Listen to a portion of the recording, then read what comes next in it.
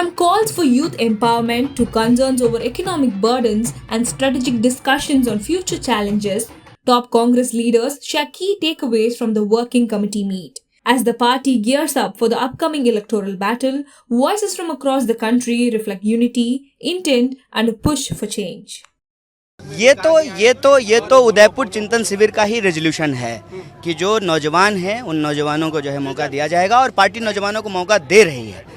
यात्रा कैसे चल रही है?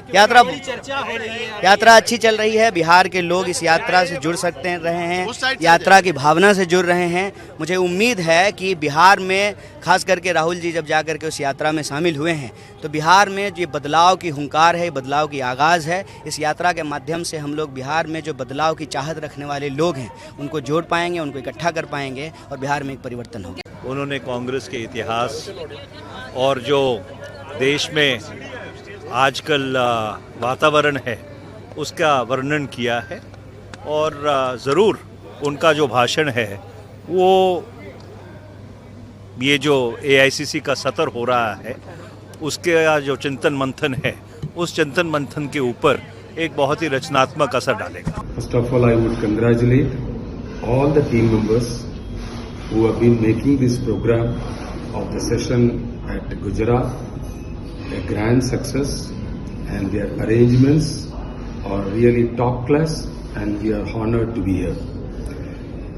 The significance of Gujarat, the jewel of the Western, I'm sure our party, the grand old Congress, has got great stalwarts from this Gujarat.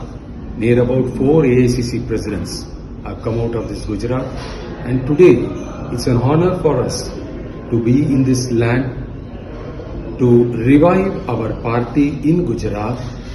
ये tariff हमारे छोटे छोटे लघु और मध्यम वर्ग पर एक बहुत ही नकारात्मक प्रभाव डालने वाला है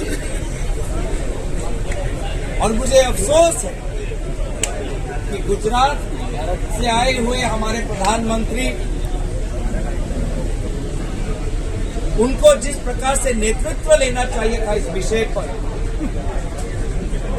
वो किस कारण मजबूर है, वो किस कारण मौन है, हमें नहीं पता।